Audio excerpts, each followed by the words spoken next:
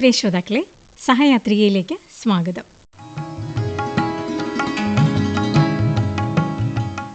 സഹയാത്രികയിൽ ഇന്ന് നമ്മോടൊപ്പമുള്ളത് സംരംഭകയായ ആർഷ ജോസാണ്. നമസ്കാരം ആർഷ. നമസ്കാരം മാഡം. ആർഷ ഒരു കേശ സംരക്ഷണത്തിന് ഉപയോഗപ്പെടുന്ന വസ്തുക്കൾ അല്ലേ, പ്രോഡക്ട്സ് ഉണ്ടാക്കി വിൽപ്പന നടത്തുന്ന ഒരാളാണ്. അതെ. അപ്പോൾ നമുക്ക് പൊതുവേ സ്ത്രീകൾ പ്രത്യേകിച്ചും മുടിയുടെ കാര്യത്തിൽ വളരെ ശ്രദ്ധ ചെലുത്തുന്ന ആളുകളാണ് അല്ലേ? അതെ അതെ. അപ്പോൾ അവർക്ക് എപ്പോഴും മുടിക്ക് നീളം വേണം, കനം വേണം അല്ലേ?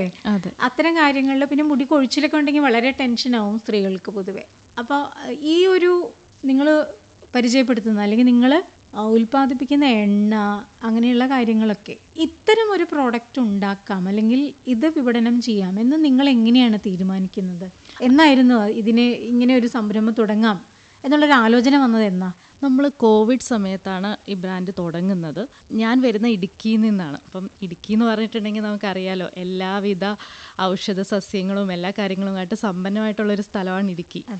അപ്പോൾ ഞാൻ പഠിച്ചത് കോട്ടയത്താണ്. അത് കഴിഞ്ഞിട്ട് ഞാൻ MTech ചെയ്തു. അത് കഴിഞ്ഞ് ബാംഗ്ലൂരായിരുന്നു ഞാൻ വർക്ക് ചെയ്തുകൊണ്ടിരുന്നത്. അപ്പം ഞാൻ പണ്ട് മുതലേ ഈ പറഞ്ഞ വീട്ടിൽ ഉണ്ടാക്കുന്ന കാച്ചി എണ്ണ, ഈ ഔഷധക്കൂട്ടുകൾ ഇട്ടുണ്ടാക്കുന്ന കാച്ചി എണ്ണയാണ് ഞാൻ യൂസ് ചെയ്തുകൊണ്ടിരുന്നത്. എൻ്റെ വീട്ടുകാർ യൂസ് ചെയ്തുകൊണ്ടിരുന്നത്. എനിക്ക് ചേച്ചി അനിയത്തി, ഞങ്ങൾ 3 പെൺകുട്ടികളാണ്. ഞങ്ങൾക്ക് 3 പേർക്ക് അത്യാവശ്യം നല്ല മുടി ഉണ്ടായിരുന്നു. മുടി കൊഴിച്ചിലിൻ്റെ ഇഷ്യൂ അതൊന്നും ഞങ്ങൾക്ക് ഉണ്ടായിട്ടില്ല. ഇത് ഞാൻ ഫേസ് ചെയ്യുന്നത് ഞാൻ ബാംഗ്ലൂർ എത്തിയപ്പോഴാണ്, ഈ മുടി കൊഴിച്ചിൽ അങ്ങനത്തെ സംഭവങ്ങളൊക്കെ. അപ്പം ആ സമയത്ത് ഓട്ടോമാറ്റിക്കലി എൻ്റെ മനസ്സിലുണ്ടായിരുന്നു, എന്തിനാണ് ഈ പുറത്തുനിന്ന് ഇത്ര ക്യാഷ് മുടക്കി ഇമ്പോർട്ട് ചെയ്യുന്ന സാധനങ്ങളൊക്കെ ആൾക്കാർ യൂസ് ചെയ്യുന്നത്. ഇങ്ങനത്തെ ഒരു ഫാൻസി വേൾഡിലേക്ക് ഞാനും പോയായിരുന്നു. അതായത് ഞാനും അവിടെ ചെന്നിട്ട് ഈ പല പല ബ്രാൻഡ്സിൻ്റെ പല പല പ്രോഡക്റ്റ്സ് യൂസ് ചെയ്ത് നോക്കി, എല്ലാം ചെയ്തു. അത് കഴിഞ്ഞിട്ട് നമ്മൾ തിരിച്ച് ഞാൻ നാട്ടിലെത്തിയത് കോവിഡ് ടൈമിലാണ്. നമ്മൾ നാട്ടിൽ തിരിച്ചെത്തുന്നത്. എത്തിയ ടൈമിൽ ആണ് എനിക്ക് മനസ്സിലായത് ശരിക്കും നമ്മുടെ കയ്യിലുള്ള സംഭവം എന്ന് പറഞ്ഞാൽ ഭയങ്കര നല്ലതാണ്. ഒരു കെമിക്കൽസും ഇല്ലാണ്ട് നമുക്ക് ഈ പറഞ്ഞ കാര്യങ്ങളെല്ലാം ചെയ്യാൻ പറ്റും. നാച്ചുറലായിട്ട് നമുക്ക് ചെയ്യാൻ പറ്റും. പക്ഷേ ഇത് പുറത്ത് ആൾക്കാർക്ക് അങ്ങനെ അറിയില്ല. പുറത്ത് കടയിലൊക്കെ കിട്ടുന്ന കാര്യം എന്ന് പറഞ്ഞാൽ ഇപ്പം നമ്മളൊരു ഓയിൽ എടുത്ത് നോക്കുകയാണെങ്കിൽ അതിൻ്റെ അകത്ത് കുറേ കെമിക്കൽസ് ഉണ്ടാവും. മിനറൽ ഓയിൽസ് ആഡഡ് ആണ്. നമ്മുടെ ഹെൽത്തിന് അത്ര നല്ലതല്ലാത്ത കുറേ കാര്യങ്ങൾ അതിൻ്റെ അകത്ത് ആഡഡ് ആണ് ഈ പറയുന്ന പല ബ്രാൻഡ്സിലും. അപ്പം നമുക്ക് പ്യുവറായിട്ടുള്ളൊരു സംഭവം നമ്മുടെ കയ്യിലുണ്ട്. അപ്പം അതെന്തുകൊണ്ട് ആൾക്കാരിലേക്ക് എത്തിച്ചുകൂടാ എന്നുള്ളൊരു തോട്ടിലാണ് ഞാൻ സ്റ്റാർട്ട് ചെയ്യുന്നത്. അതും എൻ്റെ വീട്ടുകാർക്കും എൻ്റെ ഫ്രണ്ട്സിനും എല്ലാം യൂസ് ചെയ്ത് റിസൾട്ടുള്ള പ്രോഡക്ട്സ് ആണ് നമ്മൾ ലോഞ്ച് ചെയ്തിട്ടുള്ളത്. ആദ്യമായിട്ടുണ്ടാക്കിയത് എണ്ണയായിരുന്നോ? ആദ്യമായിട്ടുണ്ടാക്കിയത് എണ്ണയായിരുന്നു. ഉപയോഗിക്കുന്ന അതേ എണ്ണ തന്നെയാണ് ഇപ്പോഴും നിങ്ങൾ ആൾക്കാർക്ക് കൊടുക്കുന്നത്? അതെ അതെ. ഇത് നമ്മൾ ഒരു ബ്രാൻഡായിട്ട് തുടങ്ങണം എന്ന് വിചാരിച്ച് സ്റ്റാർട്ട് ചെയ്തതല്ല. ആക്ച്വലി ഈ കോവിഡ് ടൈമിൽ എൻ്റെ കുറച്ച് ഫ്രണ്ട്സ്, പ്രത്യേകിച്ചും ആൺ സുഹൃത്തുക്കൾ ഉള്ളവർക്ക് ഈ മുടി കൊഴിച്ചിൽ ഈ ഒരു 30s ഒക്കെ ആകുമ്പോഴേക്കും കുറച്ച് കൂടുതലായിരിക്കും, അവർക്ക് ടെൻഷനും കൂടുതലായിരിക്കും. അപ്പം ഇങ്ങനെ എൻ്റെ ഒരു ക്ലോസ് ഫ്രണ്ട് എൻ്റെ അടുത്ത്, അവന് മുടി കൊഴിച്ചിൽ കൂടിയിട്ടുണ്ട്, എന്താ ചെയ്യേണ്ടതെന്ന് അറിയില്ല എന്ന് പറഞ്ഞപ്പോൾ ഞാൻ എനിക്ക് യൂസ് ചെയ്തുകൊണ്ടിരുന്ന ഓയിൽ അവർക്ക് കൊടുത്തിട്ട് അത് അവർക്ക് റിസൾട്ട് ഉണ്ടായി. അവർ വീണ്ടും വീണ്ടും ചോദിച്ചു തുടങ്ങിയപ്പോഴാണ് നമ്മളൊരു ബ്രാൻഡായിട്ട് ഇത് ഉണ്ടാക്കിയത്. അപ്പോൾ സ്വാഭാവികമായിട്ടും ആളുകൾ വീടുകളിൽ ഉണ്ടാക്കുന്ന എണ്ണ എന്ന് പറയുന്നത് സാധാരണ വെളിച്ചെണ്ണയിൽ അല്ലേ, എന്തെങ്കിലും ചെമ്പരത്തിയോ അല്ലെങ്കിൽ തുളസിയോ അങ്ങനെയൊക്കെ ഇട്ട് നമ്മളൊരു 14 പൊതുവെ ഉപയോഗിക്കുന്നത് അല്ലേ? അതല്ലാതെ നിങ്ങൾ ഔഷധക്കൂട്ടുകൾ അതിൽ ചേർത്തോ? എങ്ങനെയാണ് ഉണ്ടാക്കിയത്? നമ്മൾ അവിടെ തന്നെ നമ്മുടെ അവിടെ പ്യുവർ ആയിട്ടുള്ള എല്ലാ സാധനങ്ങളും കിട്ടും. അധികം കെമിക്കൽസ് ഒന്നും ഇല്ലാത്ത ഈവൻ ഇൻഗ്രീഡിയൻസ് എല്ലാം നമ്മൾ ലോക്കലി സോഴ്സ് ചെയ്യുന്നതാണ്. അപ്പോൾ ഈ പറഞ്ഞ ഒരു 14 കൂട്ടം എണ്ണ, പച്ചമരുന്ന്, അതെ അതെ, 14 കൂട്ടം പച്ചമരുന്നുകൾ അവിടെ തന്നെ ചക്കിലാട്ടിയ ശുദ്ധമായ വെളിച്ചെണ്ണയിൽ 7 ദിവസം ഇട്ടിട്ടാണ് നമ്മൾ ഓരോ ബാച്ചും ഉണ്ടാക്കുന്നത്. ശരി.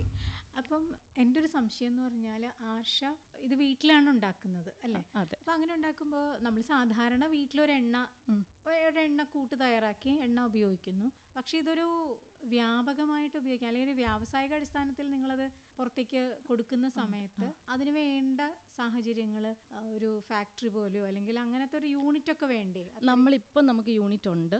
നമ്മൾ ആദ്യമേ സ്റ്റാർട്ട് ചെയ്തപ്പോൾ 2 ലിറ്റർ എണ്ണയിലാണ് സ്റ്റാർട്ട് ചെയ്തത്. അത് കഴിഞ്ഞ് നമ്മുടെ അടുത്തുനിന്ന് യൂസ് ചെയ്തവർ ഇഷ്ടപ്പെട്ട അവരുടെ ഫ്രണ്ട്സിൻ്റെ അടുത്ത് പറഞ്ഞ്, അവരുടെ റിലേറ്റീവ്സിൻ്റെ അടുത്ത് പറഞ്ഞ് നമുക്ക് അങ്ങനെ ഓർഡേഴ്സ് കൂടാൻ തുടങ്ങി. അപ്പം നമുക്ക് അവിടെ ഇടുക്കിയിൽ തന്നെ ഒരു മാനുഫാക്ചറിങ് യൂണിറ്റ് ഉണ്ട്. ശരി. അവിടെയാണ് നമ്മൾ ചെയ്യുന്നത്. എത്ര ദിവസം എടുക്കും ഒരു എണ്ണ തയ്യാറാക്കി എടുക്കാൻ? നമുക്കൊരു 7 to 10 ദിവസം വേണ്ടി വരും ഓരോ ബാച്ചും ഉണ്ടാക്കിയെടുക്കാൻ. അതെ, ശരി. അപ്പൊ ആദ്യകാലത്ത് വീട്ടിലെ അമ്മയും നിങ്ങളൊക്കെ കൂടി ആയിരിക്കുമല്ലോ അത് ഉണ്ടാക്കിയിരുന്നത് അല്ലേ? അപ്പൊ അതേ കൂട്ടുകൾ തന്നെയാണോ ഇപ്പോഴും ഉപയോഗിക്കുന്നത്? അതിന്റെ അളവ് കൂട്ടിയിട്ട് അങ്ങനെയാണോ? അതെ അതെ, അതേ അളവ് മീൻസ് അതേ ഇൻഗ്രീഡിയൻസ് തന്നെയാണ് നമ്മൾ ഇപ്പോഴും കൊടുക്കുന്നത്. വേറെ കെമിക്കൽസോ പ്രിസർവേറ്റീവ്സോ കളേഴ്സോ ഒന്നും ആഡഡ് അല്ല. വെളിച്ചെണ്ണയും നിങ്ങൾ തന്നെ ആട്ടിയെടുക്കുന്നതാണ്? വെളിച്ചെണ്ണ നമ്മുടെ അവിടെ ഇടുക്കിയിൽ കിട്ടുന്ന ഏറ്റവും ശുദ്ധമായിട്ടുള്ള ഒരു വെളിച്ചെണ്ണയാണ് നമ്മൾ ഇതിനു വേണ്ടി എടുക്കുന്നത്. അപ്പം നമ്മൾ അവരുടെ മില്ലിൽ പോയി കളക്ട് ചെയ്യുവാണ് ഇപ്പോൾ ചെയ്യുന്നത്. അത് ശരി. അപ്പോൾ ഈ ഇങ്ങനെ ഒരു ബ്രാൻഡ് ഉണ്ടാക്കിയെടുത്തു അല്ലേ? അത് വിപണനം ചെയ്യാൻ തുടങ്ങി, ഇപ്പം അത്യാവശ്യം നന്നായി പോകുന്നുണ്ട് അല്ലേ? അതെ. അന്ന് ഇത് തുടങ്ങുമ്പോൾ അതിനായിട്ടുള്ളൊരു മൂലധനം അതൊക്കെ ആവശ്യമായിരുന്നില്ലേ? നമ്മൾ വലിയ മൂലധനത്തിൽ തുടങ്ങിയ സംഭവം അല്ല ഇത്. ജസ്റ്റ് ആദ്യത്തെ ആ ഒരു 2 ലിറ്റർ എണ്ണയിൽ നിന്നാണ് ഞാൻ തുടങ്ങിയത്. അപ്പോൾ അത് ജസ്റ്റ് അതും ഫ്രണ്ട്സിനൊക്കെ കൊടുത്തു, അത് ഫ്രണ്ട്സിന് മാത്രം കൊടുത്തു. അതെ അതെ. ഇപ്പൊ ഇതെങ്ങനെയാ വിപണനം ചെയ്യുന്നത്? ഇപ്പം കടകളിൽ വെക്കുന്നുണ്ടോ അതോ ഓൺലൈൻ ആണോ വിൽപ്പന? നമുക്ക് ഓൺലൈൻ ആണ്, നമുക്ക് വെബ്സൈറ്റ് ഉണ്ട്. പിന്നെ നമുക്ക് ഈ പറഞ്ഞ പോലെ കാനഡ, UK ഇവിടെയൊക്കെ ഷോപ്സിൽ അവൈലബിൾ ആണ് നമ്മുടെ. അത് ശരി, ഓൺലൈനിൽ നമുക്ക് കിട്ടും. നമ്മൾ എല്ലായിടത്തേക്കും അയച്ചു കൊടുക്കാറുണ്ട്. അല്ല, എല്ലായിടത്തേക്കും നമ്മൾ ഓൺലൈനിൽ വെബ്സൈറ്റിൽ ഓർഡർ ചെയ്താൽ അയച്ചു കൊടുക്കുന്നതാണ്. അവിടെ ഷോപ്സിലും അവൈലബിൾ ആണ്. അത് ശരി. അപ്പോൾ പൊതുവേ ഇപ്പോൾ കടകളിൽ ഇത് വെക്കുന്നുണ്ട്.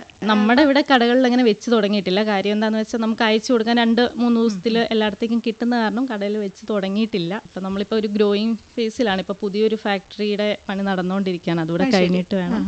അവിടെ തന്നെയാണ്. അപ്പോൾ ഇത് വീടിനടുത്ത് തന്നെയാണോ ഫാക്ടറി? അതെ അതെ. അപ്പോൾ ഇതിന് ഇപ്പോൾ ആർഷയാണോ ഇതിന് മുന്നിട്ടിറങ്ങിയത്?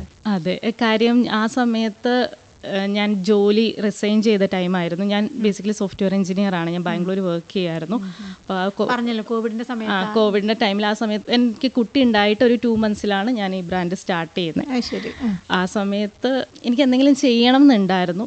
പിന്നെ ഇതിന് ആവശ്യക്കാർ വന്നപ്പോഴേക്കും എനിക്ക് പിന്നെ ഇത് ബ്രാൻഡാക്കാം എന്നൊരു തോട്ടിലാണ് നമ്മൾ തുടങ്ങിയത്. അപ്പം ഇതിലിപ്പം ഈ കേശ സംരക്ഷണത്തിന് ഇപ്പം എണ്ണ അല്ലാതെ വേറെ എന്തെങ്കിലും നിങ്ങൾ ഉണ്ടാക്കുന്നുണ്ടോ? എണ്ണയുണ്ട്, ഇപ്പം ഷാമ്പൂവും കണ്ടീഷണർ ഉണ്ട്, ഹെയർ പാക്ക് ഉണ്ട്, അങ്ങനെ കുറച്ചൊരു 10ഓളം പ്രോഡക്ട്സ് ഉണ്ട്. നമുക്ക് ലിപ് ബാം ഉണ്ട്, എല്ലാം നാച്ചുറൽ ആണ്. അത് ഏതൊക്കെയാണെന്ന് പറയൂ. നമുക്ക് ലിപ് ബാംസ് 2 തരത്തിലുള്ളത് അവൈലബിൾ ആണ്. ബീട്രൂട്ട് ഉണ്ട്, പിന്നെ മിൻറ്റ് ഉണ്ട്.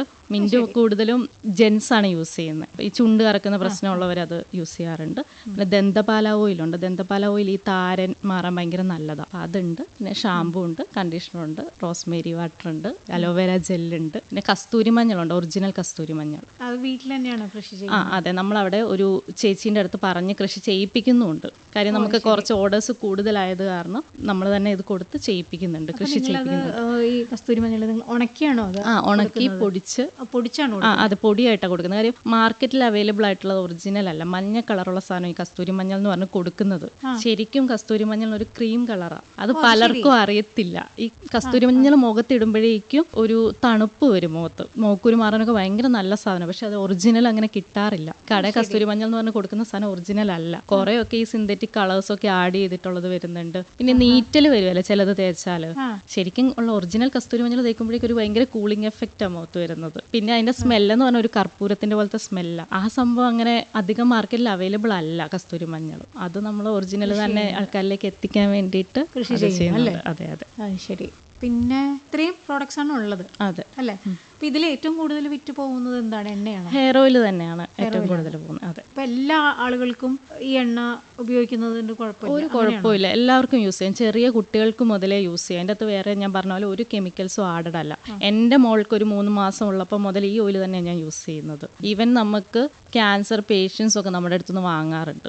കാര്യം അതിൻ്റെ അകത്ത് വേറെ കെമിക്കൽസ് ഒന്നും ആഡഡ് അല്ല. അതുകൊണ്ട് തന്നെ അതൊരു 4 മന്ത്സ്, ഇപ്പോൾ ഒരു ബോട്ടിൽ ഓപ്പൺ ആക്കിയാൽ ഒരു 4 മന്ത്സിൽ അത് തീർക്കണം എന്ന് നമ്മൾ പറയാറുണ്ട്. കാര്യം പ്രിസർവേറ്റീവ്സ് ചേർക്കാത്തത് കൊണ്ട് എണ്ണയായ കാരണം ചിലപ്പം കനച്ചു പോകാനുള്ള ചാൻസസ് കൂടുതലായതുകൊണ്ട് ഓപ്പൺ ആക്കിയില്ലെങ്കിൽ കുഴപ്പമില്ല. അങ്ങനെ പുറത്തേക്കൊക്കെ കുറേ ബോട്ടിൽസ് മേടിച്ചുകൊണ്ട് പോകുന്നവരുണ്ട്, അതിന് പ്രശ്നമില്ല. പക്ഷെ ഓപ്പൺ ആക്കി കഴിഞ്ഞ ഒരു 4-5 മാസത്തിൽ യൂസ് ചെയ്ത് തീർക്കണം എന്ന് നമ്മൾ പറയാറുണ്ട്. ഓക്കെ. അപ്പം ഇത്രയും പ്രോഡക്ട്സ് നിങ്ങൾ ഉണ്ടാക്കുന്നുണ്ട്, ഇത്രയും വസ്തുക്കൾ ഉൽപ്പാദിപ്പിച്ച് വിപണനം ചെയ്യുന്നുണ്ട്. അപ്പം ഇത് പാക്കിങ്, ഒരുപാട് തൊഴിലാളികൾ വേണ്ടേ ഇതിന്? പാക്കിങ് നമുക്ക് ഇപ്പം തൊഴിലാളികളുണ്ട്. മെഷീൻസ് വേണ്ടേ? ഉണ്ട്. നമുക്ക് വലിയ മെഷീൻസിലേക്കൊന്നും നമ്മൾ ഇൻവെസ്റ്റ് ചെയ്യാൻ തുടങ്ങിയിട്ടില്ല. പക്ഷേ സ്റ്റിൽ നമുക്ക് ഹെൽപ്പ് ചെയ്യാൻ ആൾക്കാരുണ്ട്, അതിനുള്ള ജോലിക്കാരുണ്ട്. ആർഷ ഈ ഒരു പ്രോഡക്റ്റ് ഉണ്ടാക്കി വിൽക്കാൻ തുടങ്ങി. അപ്പോൾ നമ്മൾ വെറുതെ ഇരിക്കുന്ന സ്ത്രീകൾക്ക് ഒരുപക്ഷെ പലർക്കും ഇങ്ങനത്തെ അറിവുകളൊക്കെ ഉണ്ടാവും അല്ലേ?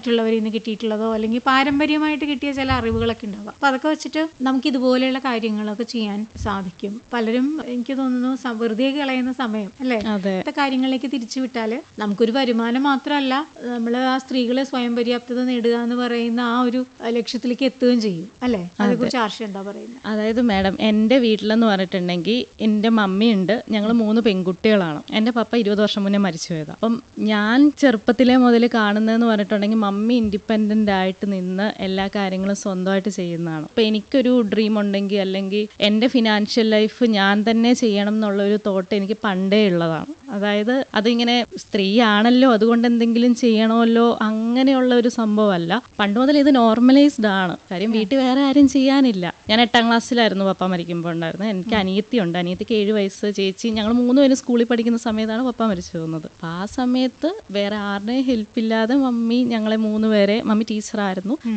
മമ്മി ഫിനാൻഷ്യലി ഇൻഡിപെൻഡൻ്റ് ആയിരുന്നു. മമ്മി തന്നെ എല്ലാത്തിൻ്റെയും റെസ്പോൺസിബിലിറ്റി എടുത്ത് മമ്മിയാണ് ഞങ്ങളെ വളർത്തിയത്. അപ്പം കൊച്ചിലെ മുതൽ എനിക്കൊരു കാര്യം ചെയ്യണമെങ്കിൽ എനിക്ക് ചെയ്യണം, അല്ല വേറൊരാളെ വെയിറ്റ് ചെയ്ത് നിൽക്കണം എന്നുള്ളൊരു തോട്ട് എനിക്ക് വന്നിട്ടില്ല. എനിക്ക് അതിൽ ഭയങ്കര ഇതാണ്. കാര്യം സ്ത്രീകൾക്കെല്ലാം ചെയ്യാൻ പറ്റും. ഇവൻ ഞങ്ങൾ ആ സമയത്ത് വീട്ടിൽ കാറുണ്ടായിരുന്നില്ല, പക്ഷെ ഞങ്ങൾക്ക് കോളേജിൽ പോയിട്ട് ലേറ്റ് ആയിട്ടൊക്കെ ഞങ്ങൾ വരുമ്പോഴേക്കും വേറെ ആൾക്കാർ പിക്ക് ചെയ്യാൻ വിടാൻ പറ്റാത്ത കാരണം മമ്മി 50ാമത്തെ വയസ്സിൽ ഡ്രൈവിംഗ് പഠിച്ച് കാറ് വാങ്ങിച്ച് ഞങ്ങളെ പിക്ക് ചെയ്യാൻ വന്നിട്ടുണ്ട്. അപ്പം അത്രയും ഒരു സ്ട്രോങ് വുമണാണ് എന്നെ വളർത്തിയത്. അപ്പം ഇത് ഭയങ്കര നോർമലൈസ്ഡ് ആയിരുന്നു. നമ്മളൊരു കാര്യം ചെയ്യണമെങ്കിൽ നമ്മൾ ഇറങ്ങി ചെയ്യണം എന്നുള്ള കാര്യം നോർമലൈസ്ഡ് ആയിരുന്നു പണ്ടേ. ഇങ്ങനെ ഒരു തോട്ട് വന്നപ്പോഴേക്കും വേറെ ആരെയും വെയിറ്റ് ചെയ്യേണ്ട ആവശ്യമുണ്ടെന്ന് എനിക്ക് തോന്നിയില്ല. ഞാൻ തന്നെ ഇറങ്ങി ഞാൻ തന്നെ ചെയ്യണം, എൻ്റെ ഫിനാൻഷ്യൽ കാര്യങ്ങളും എല്ലാത്തിലും ഞാൻ തന്നെ ഇൻഡിപെൻഡൻ്റ് ആയിരിക്കണം എന്ന് എനിക്കൊരു തോട്ടുണ്ടായിരുന്നു. ജീവിതത്തിൽ നമ്മളൊരു കാര്യം തീരുമാനിച്ചാൽ അത് നടപ്പാക്കാൻ സ്ത്രീകൾക്ക് പ്രത്യേക ഒരു കഴിവുണ്ട് അല്ലേ?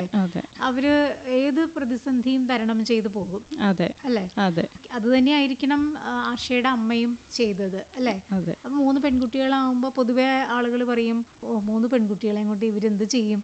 അതെ, അത് ഞങ്ങൾ കുറെ ആൾക്കാർ പറഞ്ഞ് ഞാൻ കേട്ടിട്ടുണ്ട്. അയ്യോ ടീച്ചറിന് 3 പെൺകുട്ടികളാണല്ലോ, അവരെ ഇനി പഠിപ്പിക്കണം, കല്യാണം കഴിപ്പിക്കണം, ഇതെല്ലാം കൂടെ ടീച്ചർ എന്ത് ചെയ്യും? പക്ഷെ മമ്മി അതൊന്നും ബോധേഡായിരുന്നില്ല. മമ്മി എല്ലാ കാര്യങ്ങളും ഭയങ്കര റെസ്പോൺസിബിൾ ആയിട്ട് ചെയ്തു. ഞങ്ങൾക്ക് 3 പേർക്കും ജോലിയുണ്ട്. ഞാനും അനിയത്തി, ഞങ്ങൾ 2 സോഫ്റ്റ്വെയർ എഞ്ചിനീയേഴ്സ് ആണ്. എൻ്റെ ചേച്ചി മൈക്രോബയോളജിസ്റ്റ് ആണ്. ഞങ്ങൾ 2 പേരുടെ കല്യാണം കഴിഞ്ഞു. അപ്പോൾ എല്ലാ കാര്യങ്ങളും മമ്മി ഭയങ്കര ഇൻഡിപെൻഡൻ്റ് ആയതുകൊണ്ട് അത് ഞാൻ കണ്ടു വളർന്ന കാരണം ഞങ്ങൾ 3 പേരും ഇൻഡിപെൻഡൻ്റ് ആണ്. അത് തന്നെയാണ് എനിക്കും ചെയ്യാനുള്ള കാര്യം. എനിക്കൊരു കുട്ടിയുണ്ട്, പെൺകുട്ടിയാണ്. എൻ്റെ കുട്ടി ജനിച്ചപ്പോഴാണ് ഞാൻ ബ്രാൻഡ് സ്റ്റാർട്ട് ചെയ്തത്. ആ സമയത്ത് എപ്പോഴും മദർഹുഡ് എനിക്ക് ഭയങ്കര കാര്യമുള്ള കാര്യമാണ്. അപ്പം എൻ്റെ കുട്ടി വളർന്നു വരുമ്പോഴും ഞാൻ ആ സമയത്ത് ജോലിക്ക് പോവാണ്ട് ഞാൻ ഇരുന്ന് എൻ്റെ കുട്ടിയെ നോക്കുന്ന കൂടെ തന്നെ എൻ്റെ ഒരു ഡ്രീമും ഞാൻ വളർത്തി എന്നുള്ള കാര്യമാണ് എൻ്റെ മോള് കണ്ടു വളരേണ്ടത്. അതെനിക്ക് ഭയങ്കര ഇമ്പോർട്ടൻ്റ് ആയിരുന്നു. പിന്നെ അതുപോലെ തന്നെ എനിക്ക് പറയാനുള്ള കാര്യമാണ് പാർട്ട്ണർ. ഇപ്പം നമ്മൾ ആണായാലും പെണ്ണായാലും നമ്മൾ ലൈഫ് പാർട്ട്നേഴ്സിനെ കണ്ടുപിടിക്കുമ്പോഴേക്കും അവരുടെ സപ്പോർട്ട് ഭയങ്കരമാണ്. കാര്യം ഇപ്പം ഞാൻ സ്നേഹിച്ച് കല്യാണം കഴിച്ച ആളാണ്. ആ സമയത്തെന്ന് പറഞ്ഞാൽ ഞാൻ ചെറുതായിരുന്നു.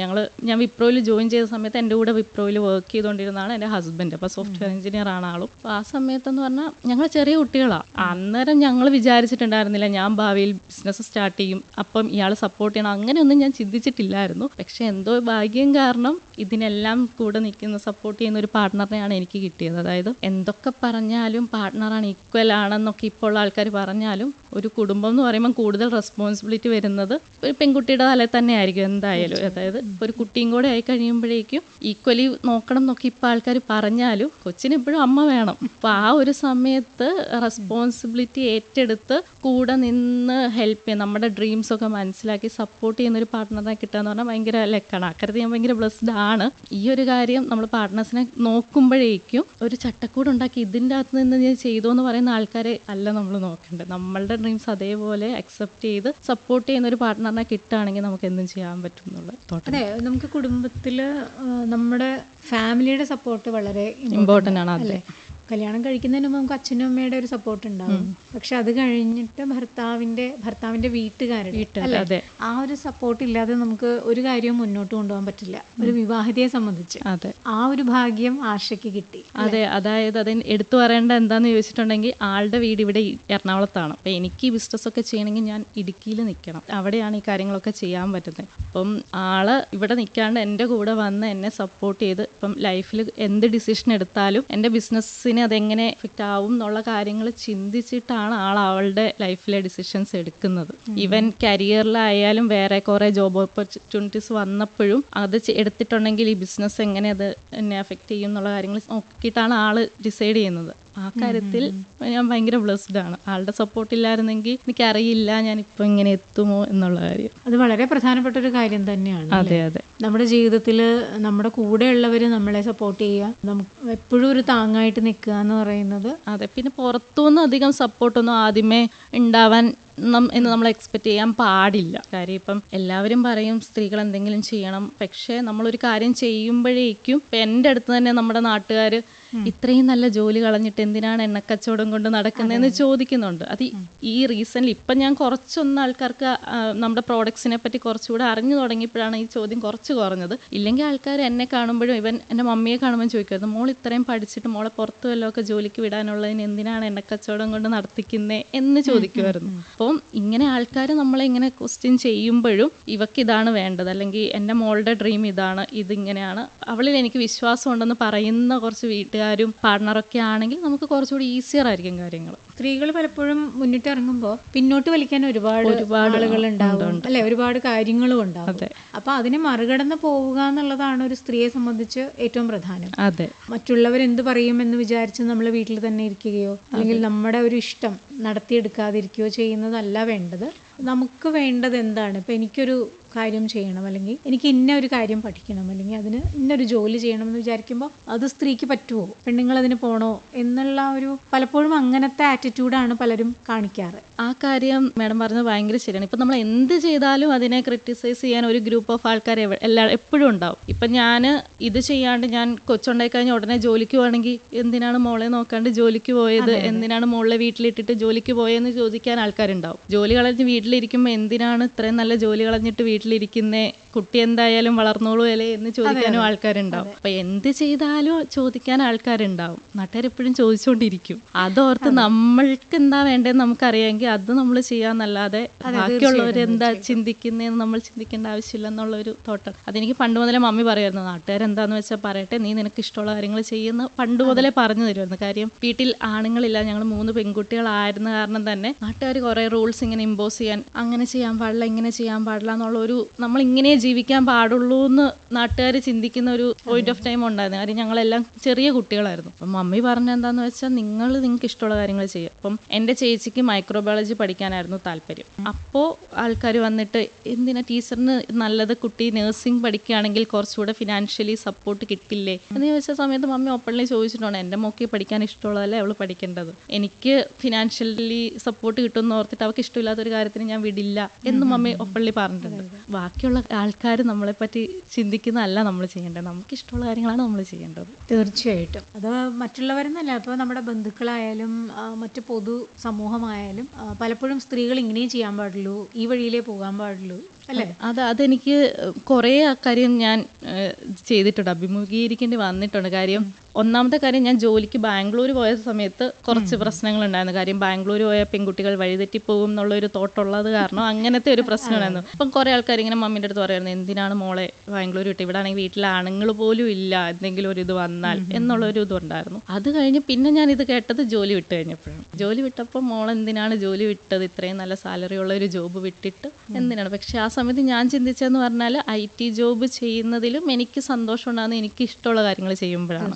അപ്പോൾ അങ്ങനെയാണ് ഞാൻ ഈ ബിസിനസ്, ഇപ്പം ഞാൻ ഭയങ്കര ഹാപ്പിയാണ്. ഞാൻ ചെയ്യുന്ന കാര്യങ്ങൾ എനിക്കിഷ്ടമുള്ള കാര്യങ്ങളാണ് ഞാൻ ചെയ്യുന്നത്. പിന്നെ നമ്മുടെ പ്രോഡക്ട്സ് ആയാലും എല്ലാം ഞാൻ ആദ്യമേ എന്നെ പരീക്ഷിച്ചിട്ട് എൻ്റെ ഒരു ഗ്രൂപ്പ് ഓഫ് ക്ലോസ് ഫ്രണ്ട്സിൻ്റെ അടുത്ത് കൊടുത്ത് അവർക്ക് ഇഷ്ടപ്പെട്ട് അവർക്ക് റിസൾട്ടുള്ള പ്രോഡക്ട്സാണ് നമ്മൾ ബാക്കിയുള്ളവർക്ക് കൊടുക്കുന്നത്. അപ്പം ഞാൻ ഭയങ്കര സാറ്റിസ്ഫൈഡ് ആണ്. നമ്മൾ കൊടുക്കുന്ന ഒരു സാധനം നല്ലതാണ്. കാര്യം ഭയങ്കര വില കൊടുത്ത് നമ്മൾ ഒരു പ്രോഡക്റ്റ് പുറത്തുനിന്ന് വാങ്ങിയാലും അതിൻ്റെ അകത്ത് നല്ല സാധനങ്ങൾ ഉണ്ടെന്ന് പറയാൻ പറ്റില്ല. കേരളം എന്ന് പറഞ്ഞിട്ടുണ്ടെങ്കിൽ എന്തോരം നല്ല നല്ല സാധനങ്ങളുള്ളതാണ്, പ്യുവർ ആയിട്ടുള്ള കാര്യങ്ങൾ കിട്ടുന്നതാണ്. അപ്പോൾ ഇത് അധികം റേറ്റ് ഇല്ലാതെ ആൾക്കാരിലേക്ക് എത്തിക്കാൻ പറ്റുന്നത് ഞാൻ ഭയങ്കര ഹാപ്പിയാണ്. നമ്മൾ ഹാപ്പി ആകുമ്പോഴേക്കും നമ്മുടെ ഫാമിലി ഫുള്ളോടെ ഹാപ്പിയാവും. അപ്പോൾ അതിൽ നമുക്ക് ഇഷ്ടമുള്ള കാര്യങ്ങളാണ് നമ്മൾ ചെയ്യേണ്ടത്. ഇപ്പോൾ കേശ സംരക്ഷണം അല്ലെങ്കിൽ സൗന്ദര്യ സംരക്ഷണം, അതിനായിട്ടാണ് ഈ പ്രോഡക്ട്സ് ഒക്കെ ഉണ്ടാക്കിയത് ആർഷ അല്ലേ? അപ്പോൾ ആർഷ പറഞ്ഞു, അത് ആർഷ എല്ലാം ആർഷ തന്നെ പരീക്ഷിച്ച് നോക്കി ഫലം ഉണ്ടെന്ന് കണ്ടതിന് ശേഷമാണ് അത് വിപണിയിൽ ഇറക്കുന്നതെന്ന് പറഞ്ഞു അല്ലേ? അപ്പോൾ അങ്ങനെ ഓരോന്നും ചെയ്യുമ്പോൾ അത് ഇപ്പം ഞാൻ ചോദിക്കുന്നത് എന്താണെന്ന് വെച്ചാൽ, ഇപ്പം നമ്മൾ സാധാരണ പറയുമ്പോൾ ഇത് ഒരു ആയുർവേദ പ്രോഡക്റ്റ് പോലെ ആണല്ലോ ഇതെല്ലാം. ഇപ്പൊ പച്ചമരുന്നുകളും അങ്ങനെയുള്ളതെല്ലാം കൂട്ടുകൾ. അപ്പൊ ഈ കൂട്ടുകളിൽ അതിന്റെ അളവൊക്കെ നമ്മൾ എങ്ങനെയാ നിശ്ചയിക്കുക? പണ്ട് കാലത്തുള്ള ആൾക്കാർ ഇതിന്റെ അളവ് അങ്ങനെ പ്രോപ്പർലി ഇത്ര അങ്ങനെയല്ലായിരുന്നല്ലോ. അപ്പൊ ഓൾറെഡി വീട്ടിൽ ഉണ്ടായിക്കൊണ്ടിരുന്ന സംഭവമാണ്. അപ്പം മമ്മിക്കൊരു അളവ് അറിയാമല്ലോ.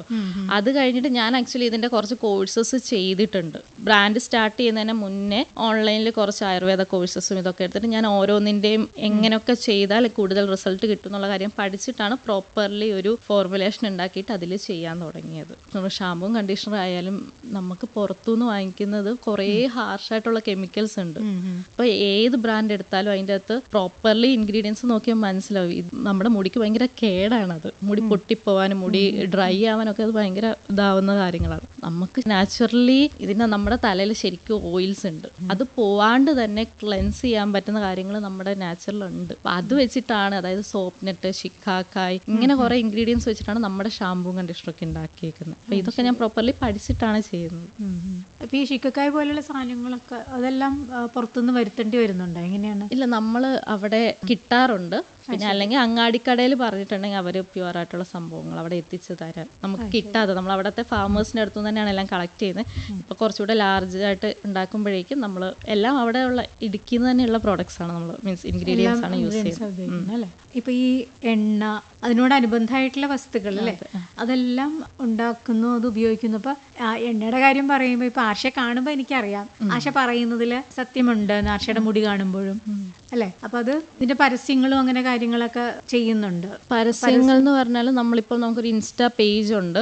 അതിൻ്റെ അകത്ത് മെയിൻലി ഞാൻ തന്നെയാണ് കാര്യങ്ങളൊക്കെ പറഞ്ഞു കൊടുക്കുന്നത്. കാര്യം ഇങ്ങനത്തെ ഒരു ബ്രാൻഡ് ആവുമ്പോഴേക്കും ഉണ്ടാക്കുന്ന ആൾക്കാർ അത് എന്താണെന്നുള്ള കാര്യം പ്രോപ്പർലി പറഞ്ഞാലാണ് ആൾക്കാർക്ക് അത് കൺവേ ആവുന്നത്. നോർമൽ പരസ്യം പോലെ മുടിയുള്ള ഒരാളെ കാണിച്ച് ചെയ്തിട്ട് കാര്യമില്ല. കാര്യം നമ്മുടെ ബ്രാൻഡ് കൊണ്ട് എന്താണ് ഉദ്ദേശിക്കുന്നത്, നമ്മുടെ ബ്രാൻഡ് എന്താണെന്നുള്ള കാര്യമാണ് നമുക്ക് എത്തിക്കേണ്ടത് ആൾക്കാരിലേക്ക്. അപ്പൊ അത് ഞാൻ തന്നെയാണ് ചെയ്യുന്നത്. അപ്പൊ അതില് ഈ പ്രത്യേകിച്ചായിട്ട് കെമിക്കൽസ് ഒന്നുമില്ല, എല്ലാം പൂർണ്ണമായിട്ടും ശുദ്ധമായിട്ടുള്ള സാധനങ്ങളാണ് ഈ പ്രോഡക്റ്റിൽ ഉപയോഗിക്കുന്നതെന്ന് ആർഷ തന്നെയാണ്, ഞാൻ തന്നെയാണ് അതിൻ്റെ അത് പറയുന്നത്. ഇത് ഞാൻ ചെയ്യാൻ വേറൊരു ഈ ഷാമ്പൂവും കണ്ടീഷണറും ഞാൻ റീസെന്റ് ആണ് ലോഞ്ച് ചെയ്യുന്നത്. അതിലേക്ക് ഞാൻ എത്തിയെന്ന് പറഞ്ഞാൽ എൻ്റെ ഒരു ക്ലോസ് റിലേറ്റീവിന് ഈ പറഞ്ഞ പോലെ ക്യാൻസർ ആയിട്ട് പുള്ളിക്കാരന് ഒരു കെമിക്കൽസും യൂസ് ചെയ്യാൻ പറ്റാത്ത ഒരു സിറ്റുവേഷൻ വന്നപ്പോഴേക്കും എങ്ങനെ എന്ത് ചെയ്യാം, കാര്യം പുറത്തുനിന്നുള്ള പ്രോഡക്ട്സ് യൂസ് ചെയ്യാൻ പറ്റാത്തപ്പം അങ്ങനെ ഞാൻ പഠിച്ച് ഡെവലപ്പ് ചെയ്തതാണ് ഈ ഷാമ്പൂവും കണ്ടീഷണറും. അത് കുറേ നമ്മളൊരു 2 years ട്രയൽ ആൻഡ് എറർ നടത്തിയാണ് ഇപ്പോൾ ഉള്ള ഫോർമുലേഷനിൽ എത്തിയത്. അതായത് ഒരു പ്രോഡക്റ്റ് ഉണ്ടാക്കാൻ എളുപ്പമല്ല.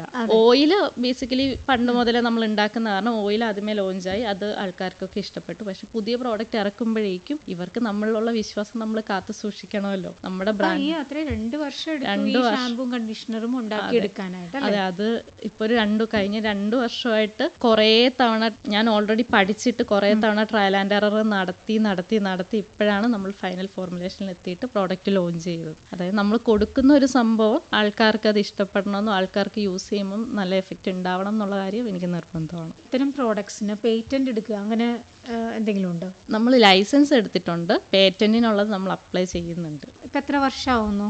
കോവിഡിന്റെ സമയത്ത് തുടങ്ങിയെന്നല്ലേ പറഞ്ഞു? 4 വർഷമാവുന്നു. 4 വർഷം. ഇപ്പൊ ഈ 4 വർഷം കൊണ്ട് സാമാന്യ ഒരു നല്ല രീതിയിലുള്ള ഒരു വരുമാനം കിട്ടി കാണണമല്ലോ?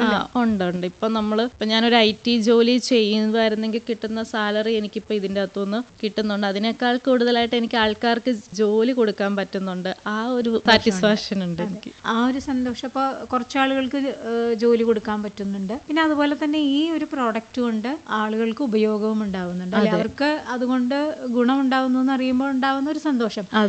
നമ്മുടെ കൈകൊണ്ട് ഉണ്ടാക്കിയ ഒരു വസ്തു മറ്റുള്ളവർക്ക് ഉപകാരപ്പെടുന്നു എന്ന് അറിയുമ്പോഴുള്ളൊരു സന്തോഷം, അത് എനിക്ക് തോന്നുന്നു നമ്മൾക്ക് സാധാരണ ഒരു ജോലി ചെയ്ത് ശമ്പളം മേടിക്കുന്നതിനേക്കാൾ എത്രയോ മടങ്ങ് വലുതാണ്.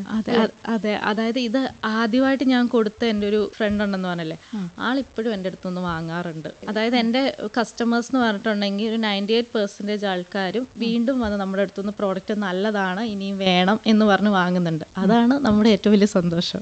പ്രിയ ശ്രോതാക്കളെ, ഇന്ന് നമ്മോടൊപ്പം ഉണ്ടായിരുന്നത് സംരംഭകയായ ആർഷ ജോസ് ആണ്. കേശ സംരക്ഷണവും സൗന്ദര്യ സംരക്ഷണത്തിനുള്ള കുറച്ച് പ്രോഡക്ട്സ് ആണ് ആർഷ ഉണ്ടാക്കി വിൽക്കുന്നത് അല്ലേ? ആർഷ ഒരു സംരംഭം തുടങ്ങി അത് വിജയിപ്പിച്ചെടുത്ത ഒരാളാണ്. കേശ സംരക്ഷണത്തിനൊപ്പം നമുക്ക് സൗന്ദര്യ സംരക്ഷണത്തിന് കസ്തൂരി മഞ്ഞൾ, അലോവേര ജെല്ല്, ലിപ് ബാം, ഈ 3 പ്രോഡക്ട്സേ ഉള്ളൂ. അല്ലാതെ വേറെ ക്രീംസിലേക്കൊന്നും നമ്മൾ വന്നിട്ടില്ല. മെയിൻലി ഹെയർ കെയർ പ്രോഡക്ട്സ് ആണ് നമുക്കുള്ളത്. അപ്പോൾ കൂടുതലും കേശ സംരക്ഷണത്തിനുള്ള പ്രോഡക്ട്സ് ആണ് ആർഷ ഉണ്ടാക്കി വിൽക്കുന്നത് അല്ലേ? അതെ. അപ്പോൾ അതിൻ്റെ കൂടെ ഈ ലിപ് ബാം പോലെയുള്ള സാധനങ്ങളും ഉണ്ട്. അപ്പോൾ എന്തായാലും ആർഷയുടെ ഒരു IT കമ്പനിയിലെ ജോലി വിട്ട് സ്വന്തമായിട്ടൊരു ബിസിനസ് ഉണ്ടാക്കിയെടുത്ത ആളാണ് ആർഷ. അപ്പോൾ എനിക്ക് തോന്നുന്നു സ്ത്രീകൾക്ക് ഒരു മാതൃകയാക്കാവുന്ന ഒരാളാണ് ആർഷ. ആർഷയുടെ പ്രോഡക്ട്സ് മാത്രമല്ല, ആർഷയുടെ ചിന്താഗതിയും നമുക്ക് പ്രചോദനമാകും എന്നാണ് എനിക്ക് തോന്നുന്നത്. അപ്പോൾ സ്വന്തമായിട്ടൊരു ബിസിനസ് തുടങ്ങി അത് വിജയിപ്പിച്ചെടുത്ത ഒരു വനിതയാണ് ആർഷ ജോസ്. അപ്പോൾ താങ്ക് യു ആർഷ.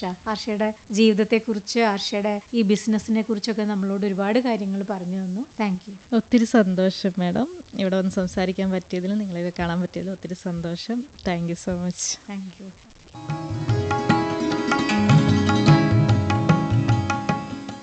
പ്രിയ ശ്രോതാക്കളെ, ഇന്ന് സഹയാത്രികയിൽ നമ്മോടൊപ്പം ഉണ്ടായിരുന്നത് സംരംഭകയായ ആർഷ ജോസാണ്.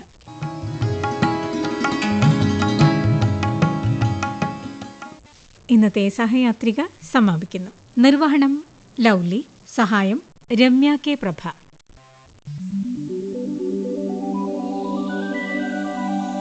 സഹയാത്രിക.